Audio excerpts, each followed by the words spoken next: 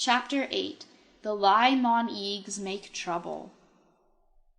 There had been trouble in the forest of Guju that morning. Cheapo the wild boar had bitten the tail off Arx the giraffe, while the latter had his head among the leaves of a tree eating his breakfast. Arx kicked with his heels and struck Tirap, the great kangaroo, who had a new baby in her pouch. Tirap knew it was the wild boar's fault, so she knocked him over with one powerful blow and then ran away to escape Cheapo's sharp tusks. In the chase that followed, a giant porcupine stuck 50 sharp quills into the boar, and a chimpanzee in a tree threw a coconut at the porcupine that jammed its head into its body.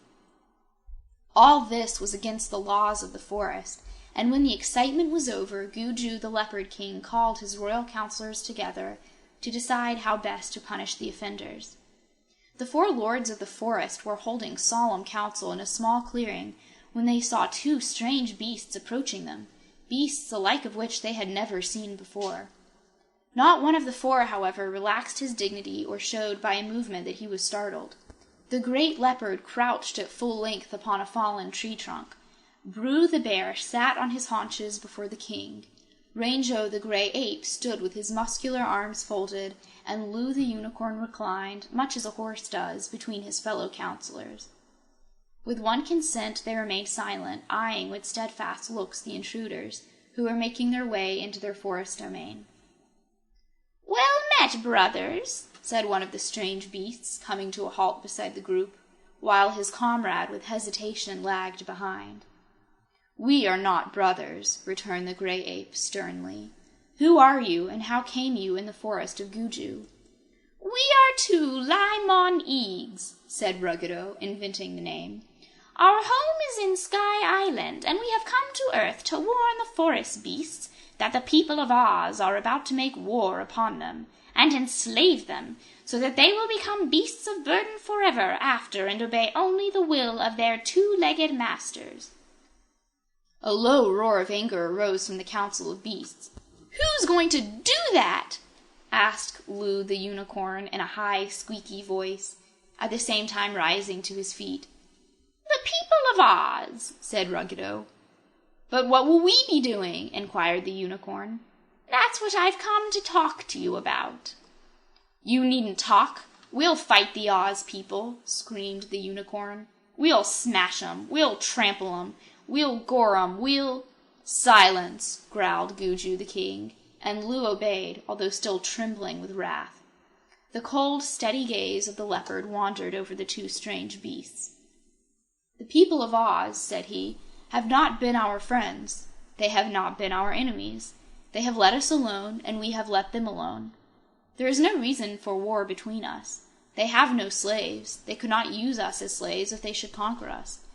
I think you are telling us lies, you strange Li-Mon-Eag, you mixed-up beast who are neither one thing nor another." "Oh, on my word, it's the truth," protested the gnome in the beast's shape. "I wouldn't lie for the world. "Silence," again growled Guju the king, and somehow even Ruggedo was abashed and obeyed the edict. "What do you say, Bru?" asked the king, turning to the great bear, who had until now said nothing. "How does the mixed beast know that what he says is true?" asked the bear. "Why, I can fly, you know, having the wings of an eagle," explained the gnome. "I and my comrade yonder," turning to Kiki, "flew to a grove in Oz, and there we heard the people telling how they will make many ropes to snare you beasts, and then they will surround this forest, and all other forests, and make you prisoners. So we came here to warn you. For being beasts ourselves, although we live in the sky, we are your friends." The leopard's lip curled and showed his enormous teeth, sharp as needles. He turned to the gray ape. "What do you think, Rango?" he asked. "Send these mixed beasts away, your majesty," replied the gray ape. "They are mischief makers." "Don't do that! Don't do that!" cried the unicorn nervously. "The stranger said he would tell us what to do. Let him tell us, then. Are we fools not to heed a warning?" Guju the king turned to Ruggedo.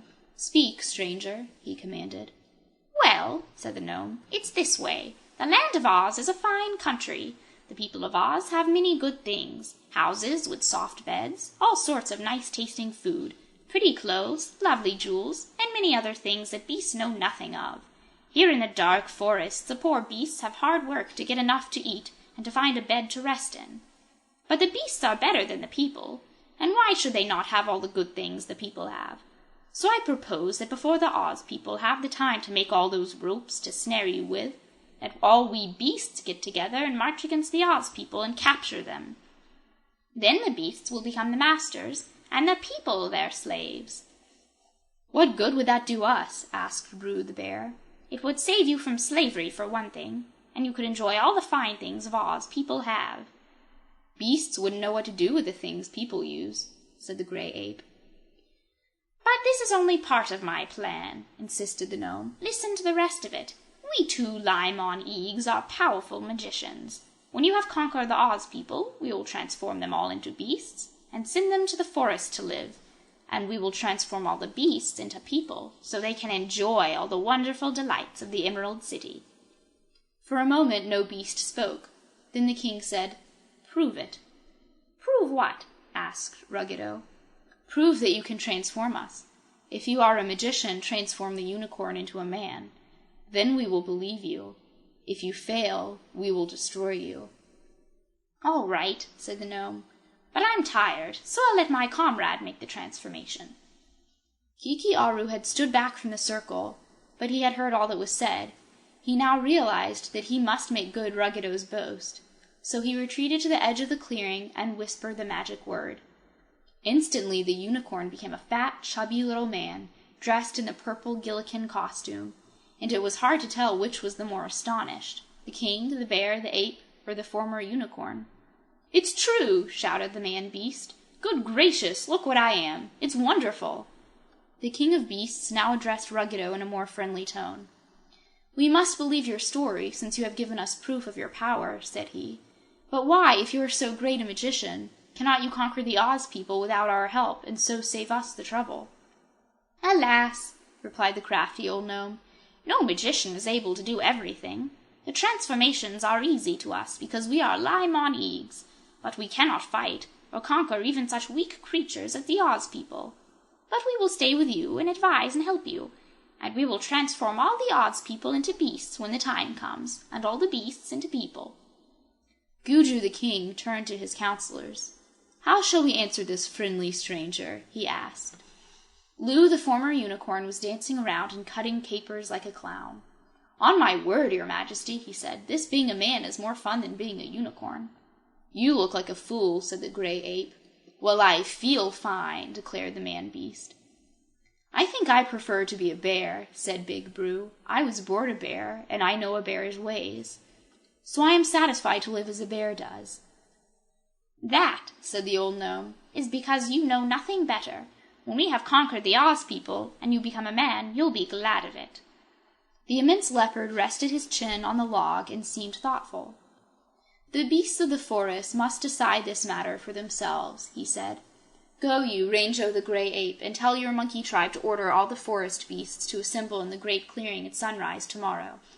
When all are gathered together, this mixed-up beast, who is a magician, shall talk to them and tell them what he has told us. Then, if they decide to fight the Oz people, who have declared war on us, I will lead the beasts to battle." Rango the gray ape turned at once and glided swiftly through the forest on his mission. The bear gave a grunt and walked away. Gugu the king rose and stretched himself. Then he said to Ruggedo, "Meet us at sunrise tomorrow," and with stately stride vanished among the trees. The man-unicorn, left alone with the strangers, suddenly stopped his foolish prancing. "You'd better make me a unicorn again," he said. "I like being a man, but the forest beasts won't know that I'm their friend Lou, and they might tear me to pieces before morning." So Kiki changed him back to his former shape, and the unicorn departed to join his people. Ruggedo the gnome was much pleased with his success. "Tomorrow," he said to Kiki-Aru, "we'll win over these beasts and set them to fight and conquer the Oz people. Then I will have had my revenge on Ozma and Dorothy and all the rest of my enemies." "But I am doing all the work," said Kiki. "Never mind, you're going to be King of Oz," promised Ruggedo. "Will the big leopard let me be king?" asked the boy anxiously. The gnome came close to him and whispered, "If Gugu the leopard opposes us, You will transform him into a tree, and then he will be helpless." "Of course," agreed Kiki, and he said to himself, "I shall also transform this deceitful gnome into a tree, for he lies, and I cannot trust him." End of Chapter 8.